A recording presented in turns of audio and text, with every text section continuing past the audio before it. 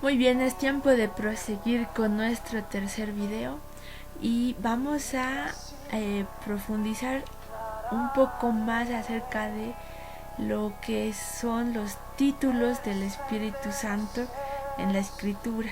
Básicamente vamos a ver que se consignan 9 títulos que realzan la naturaleza divina del Espíritu Santo, volviendo a lo mismo, a conocerlo como persona de la Trinidad, como Dios mismo. Entonces la Biblia, al referirse al Espíritu Santo, utiliza las siguientes denominaciones. El Señor Jesús lo llamó el Consolador, el Ayudador, el Consejero. Esto está en Juan 14, el versículo 16, el Consolador. También el apóstol Pablo lo llama el Espíritu de Cristo, el Espíritu de Cristo en Romanos 8:9. El Espíritu de Santidad también es conocido de esta manera y mencionado así en Romanos 1:4 por el apóstol Pablo. El apóstol Pablo también lo describe como el Espíritu de vida, Romanos 8:2, el Espíritu de vida. Y también en Romanos 8:15 el apóstol Pablo nos describe al Espíritu Santo como el Espíritu de adopción, por quien clamamos, Abba Padre. El Espíritu Santo de la promesa en Efesios 1:13, el Espíritu Santo de la promesa y las arras que tenemos, el Espíritu eterno, esto está descrito en Hebreos 9, versículo 14, el Espíritu de gracia en Hebreos 10:9 y el Espíritu de verdad por el apóstol Juan en el Evangelio de Juan, el Espíritu de verdad que aparece tanto en Juan 16:13, se habla del Espíritu de verdad, y obviamente en la epístola de 1 Juan 2:27 se habla del Espíritu de verdad. Estos son los 9 títulos del Espíritu Santo en los cuales necesitamos ir reflexionando durante este módulo. Ahora, ¿cuáles son? Esto es un resumen, un vistazo panorámico de las obras del Espíritu Santo en el Antiguo Testamento.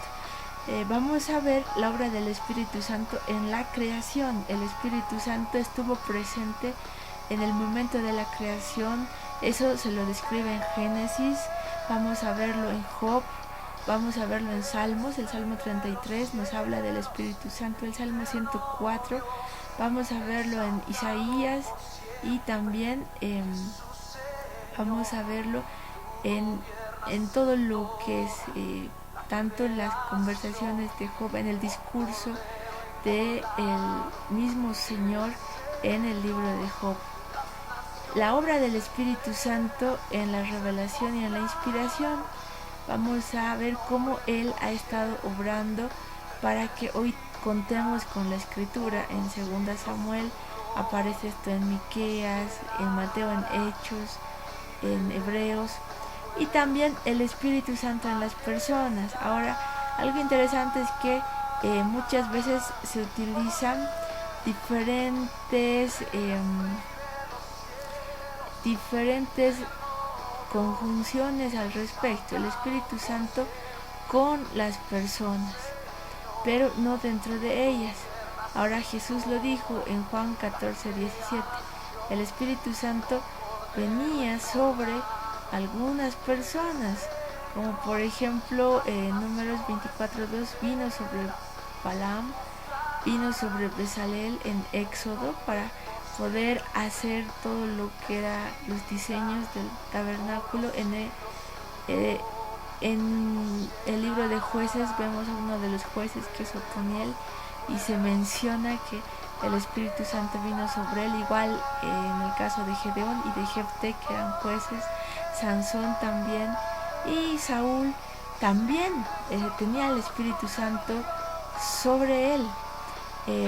¿Por qué razón? Porque en el Antiguo Testamento el Espíritu Santo venía sobre personas específicas, ya sea reyes, sacerdotes, profetas y los jueces, para poder liberar al pueblo, para cumplir un ministerio específico. Pero en el Antiguo Testamento teníamos al Espíritu Santo sobre ellos, que es diferente a lo que tenemos hoy, el Espíritu Santo en nosotros.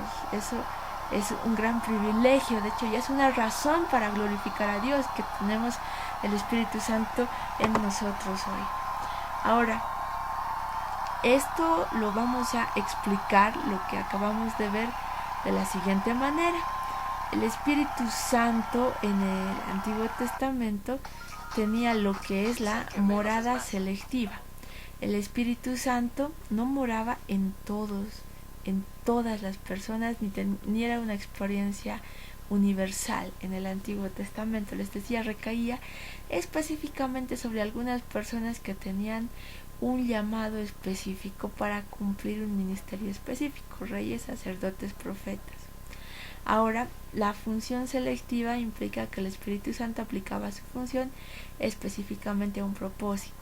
Por ejemplo, en el caso de Éxodo, era la artesanía, por eso llegó ahí al diseñador, a los artistas que iban a estar ahí para diseñar el tabernáculo. Entonces vino sobre ellos para hacer ese trabajo en específico, y obviamente para ungir a los reyes, profetas y también los sacerdotes. Ahora, esto implica que no se manifestaba totalmente en un 100% de toda su obra, en toda su extensión, porque su ministerio era limitado. Uno, que era solo para Israel, todavía no había la revelación para las naciones, y también era algo interesante porque cumplida la obra, la misión que tenía la persona para la que el Espíritu Santo vino sobre él, y se cumplía la obra, entonces él se retiraba, y eso está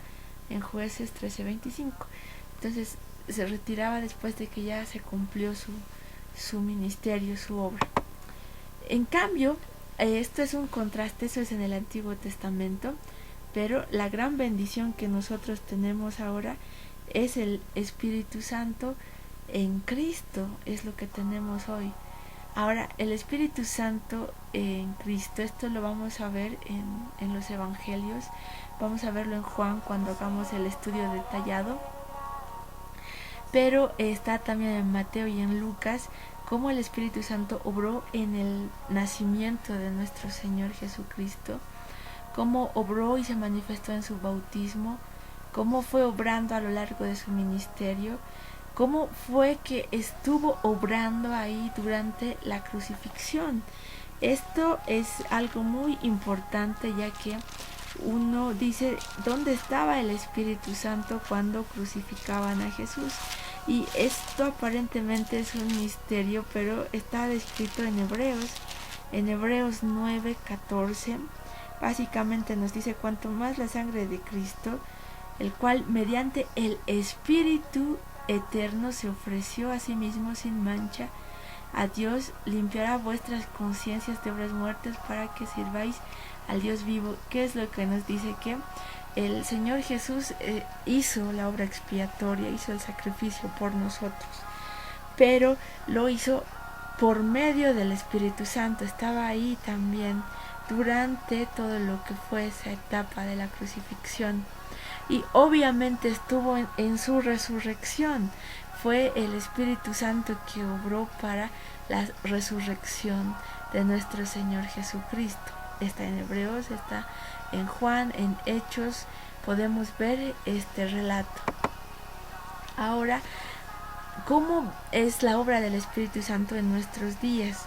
En la época de la gracia de la Iglesia, vemos al Espíritu Santo como el Consolador, que es uno de sus ministerios más grandes, lo dijo el Señor Jesús, y lo vemos hoy en nuestras vidas. Lo vemos como maestro, porque el Espíritu Santo nos enseña. Lo vemos como Él da testimonio de Cristo, porque para eso vino el Señor Jesús. Al hablar del Espíritu Santo dijo: Él me glorificará, y evidentemente porque el Espíritu Santo da testimonio de Cristo, y el Espíritu Santo como la promesa, como el que nos lleva al cumplimiento de la promesa de Dios, de que vamos a poder estar un día juntamente con nuestro Señor. El Espíritu Santo es la promesa. Ahora, el Espíritu Santo en nuestro tiempo presente actualmente ¿Qué ministerio realiza? El Espíritu Santo convence al mundo. Recordemos, Él convence de pecado, de justicia y de juicio. El Espíritu Santo regenera porque limpia al creyente en la sangre de Cristo al nacer de nuevo. El Espíritu Santo santifica. El Espíritu Santo, esto quiere decir que se hace real en la vida del creyente. El Espíritu Santo capacita, llena de poder al creyente. La santificación en la historia de la iglesia nos capacita, nos santifica, nos regenera, nos convence. Entonces todo esto es la obra del Espíritu Santo en el tiempo presente.